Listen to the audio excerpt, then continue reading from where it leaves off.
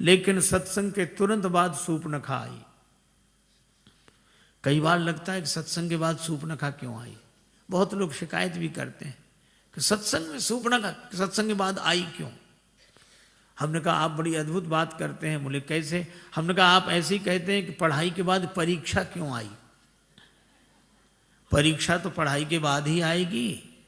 पढ़ाई कच्ची की सच्ची जांच करने परीक्षा आएगी। इसी तरह सत्संगी सच्चे की कच्चे परीक्षा करने वासना की सूर्पनखा आती है। और ये सुंदर होती नहीं है, सुंदर रूप बनाकर आई। श्री राम जी से बोली तो कम, मुस्काई ज्यादा।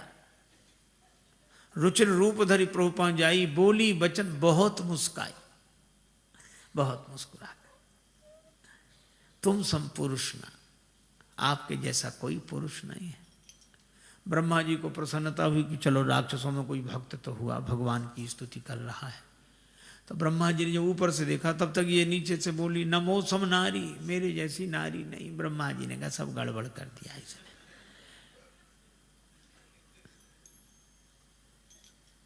राम जी ने श्री सीता जी की ओर देखा, बोले उधर क्या देख रहे हो, इनका संयोग ब्रह्मा जी ने नहीं लिखा है।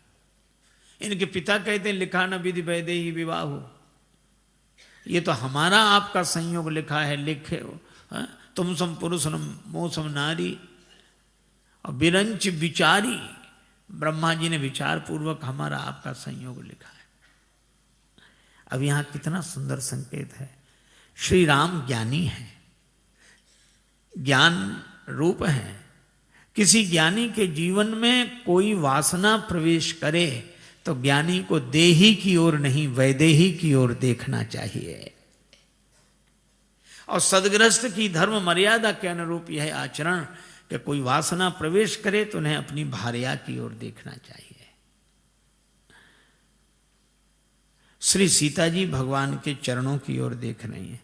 भक्त के जीवन में वासना आवे तो उसे भगवत चरणार विंद का आश्रय लेना चाहिए।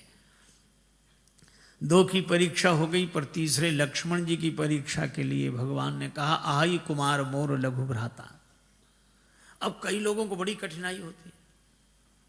भगवान झूठ बोल गए, रामो दुविर न भासते, और राम जी झूठ बोल गए। राम जी अरे नहीं बोल गए, और बोल गए तो सूर्पनखा से बोल गए, सठे साठ्यम समाचरे। फिर भी कैसे कहा। हमने कहा जैसे सूर्पनखा ने कहा। सूर्पनखा बोली ताते अवलग रही कुमारी, जबकि विवाह हो चुका था। विद्युत जेवा इसके पति का नाम था, पर अपने को कुमारी कह रही है। तो राम जी ने भी कहा कि सूर्पनखा जैसे तुम कुमारी हो वैसे ही आई कुमार मोर लघु भ्राता। विवाह के बाद तुम कुमारी, तो विवाह के बाद लक्ष्मण कुमारा। और भगवान ने सोचा शायद यहां ऐसे ही बोला जाता हो। सूर्पनखा को लक्ष्मण जी के पास भेजा। अब लक्ष्मण जी को बड़ा अटपटा लगा कि मेरे माँ ने कहा था तात तुम्हारी मात वैदेही, पिता राम सब भांति सनेही, और ये भगवान को क्या हुआ सूर्पनखा को इधर। पर लक्ष्मण जी को दूसरी बात याद आई कि माँ ने यह भी कहा था कि भगवान जिसमें प्रसन्न हो तुम उसमें प्रसन्न रहना। सूर्पनखा जैसे ही आई तो लक्ष्मण जी ने सूर्पनखा की ओर नहीं देखा, प्रभु बिलो के बोले मृदुबानी, भगवान की ओर देखा और बोले सुंदरी सुनो, हे सुंदरी सुनो। सूर्पनखा ने सोचा जो बिना देखे सुंदरी कह रहा है वो देखेगा वह तो बलिहार हो जाएगा। सूर्पनखा ने कहा कि मेरी ओर तो देखो। लक्ष्मण जी ने कहा कि जब तक नहीं देख रहा हूं तभी तक सुंदरी हो, और सचमुच वासना तभी तक सुंदर प्रतीत होती है जब तक कि वैराग्य की दृष्टि से उसे नहीं देखा जाता। और वैराग्य की दृष्टि से देखने पर तो उसका विरूपीकरण हो जाता है। लक्ष्मण जी ने भी व्यंग किया, प्रभु समर्थ कौशलपुर राजा। वे समर्थ हैं, अयोध्या के राजा हैं। इनके पिताजी ने 3 विवाह किए थे, ये 2 विवाह कर लेंगे तो क्या बिगड़ जाएगा। जो कछु करें उन्हीं सब छाजा। तीनों की परीक्षा हो गई। कामना में विघ्न पड़ा, क्रोध आया, और लक्ष्मण जी ने उसको नाक कान से रहित कर दिया। मानो संकेत यह है कि इस वासना ने बड़ों बड़ों की नाक काट दी, मुझे दिखाने लायक नहीं बचे।